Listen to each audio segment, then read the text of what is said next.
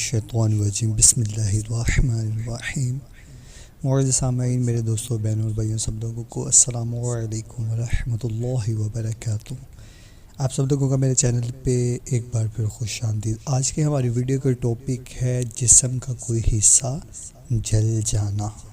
مطلب کہ جسم کا کوئی بھی حصہ جل جانا، اس کے بارے میں آپ کو وضاحت کریں گے اور اس کا آپ کو آیات طب نبوی سے بتائیں گے۔ ویڈیو کی طرف بڑھنے سے پہلے آپ میرے چینل کو سبسکرائب کر دیں اور گھنٹی کے بیل کو پریس کر دیں تاکہ میری نئے آنے والی ویڈیو سب سے پہلے آپ کو ملے۔ آگ، تیزاب اور کھولتی چیزوں سے جلنا اب روزمرہ کی بات ہو گئی ہے اور ہم نے جدید ایشیا کو اختیار کر کے حادثات کی شرح میں اضافہ کر لیا ہے۔ ایسے وضاحت کی اس کی ضرورت نہیں ہے، سیدھا ہم چلتے ہیں اس کے علاج کی طرف، طب نبوی صلی اللہ علیہ وآلہ وسلم کی طرف۔ سب سے پہلا کام آگ کو بجھانے کا ہے۔ مریض کے جسم کو شعلے لگ رہے ہوں تو اس پر کوئی کمبل، دری یا بھاری کپڑا ڈال کر شعلوں کو ختم کر کے مزید نقصان سے بچایا جائے۔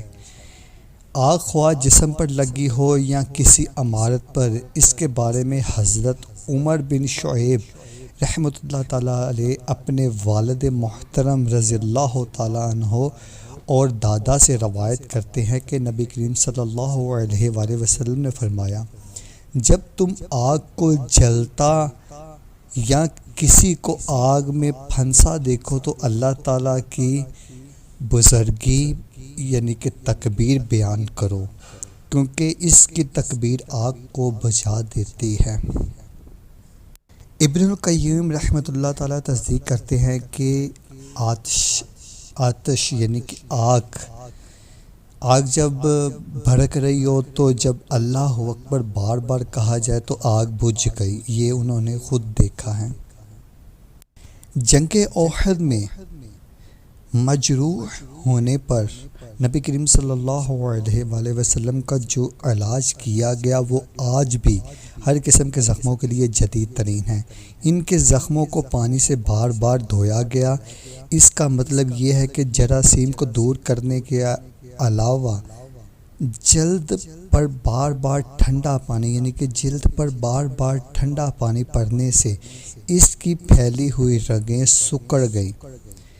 جدید سرجری کی اکثر کتاب میں بڑا واضح ملتا ہے کہ مریض پر ٹھنڈا پانی کی پٹیاں رکھیں اور اس کے متاثر حصے کو تھوڑی دیر کے لیے پانی میں ڈبو دیں۔ ان کے ڈبونے سے وہ جو جلد ہوتی ہے وہ سکڑ جاتی ہے۔ زخم اگر بن گیا ہو تو اس پر سوزش پیدا ہونے والے عناصر نہ ہوں گے اور ٹھنڈا پانی درد کو، جلن کو دور کر دیتا ہے۔ اور زیرہ کو انہوں نے گھر میں پھوڑے پھنسیوں کے لیے تجویز فرمایا۔ ان سے یہ دوائی سیکھ کر ابو علی سینا اس کے دوسرے فوائد کا مطالعہ کرنے کے بعد لکھتے ہیں، جلے ہوئے کے زخموں کے لیے غراب کے عرق پر سرکہ ملا کر اس میں زیرہ بہتر دوائی ہے۔ یعنی کہ جلے ہوئے زخم پر گلاب کے عرق میں سرکہ ملا کر اس میں تھوڑا سا زیرہ ملا دیں اور یہ بہتر دوائی ہے۔ زیرہ کو ہمارے یہاں باچ کہتے ہیں۔ برگ مہندی 80 گرام، باچ زیرہ 15 گرام، کلونجی 15 گرام، روغن زیتون 300 گرام۔ اس نسخہ میں ان میں ہر جز زخموں کو مندمل کرنے کی طاقت رکھتا ہے، جبکہ طب جدید میں مندمل کرنے والی کوئی دوائی نہیں ہے۔ روغن زیتون دیکھنے میں چکنا ہے لیکن یہ جلد جذب ہو جاتا ہے، اس لیے اس تیل کو دن میں 2 سے 3 مرتبہ لگانا زیادہ مفید ہے۔ روغن زیتون زخموں کو صاف کرنے اور مندمل کرنے میں نبی کریم صلی اللہ علیہ وآلہ وسلم سے تائید مزید کا حامل ہے۔ آپ لوگ سمجھ گئے ہوں گے کہ میں نے جو چیزیں بتائی ہیں، اگر جسم جل جائے تو اس پر ٹھنڈا پانی وغیرہ اگر ڈالیں گے یا پانی سے بار بار دھوئیں گے تو کوئی جراثیم نہیں لگیں گے اور درد بھی کم ہو جائے گی۔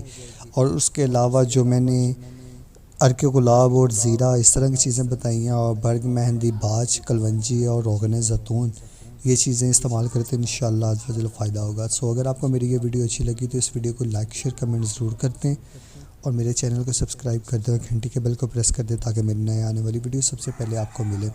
سو ملتے ہیں ہم نیکسٹ ویڈیو میں، دعا میں یاد رکھیے گا، تب تک کے لیے اللہ حافظ۔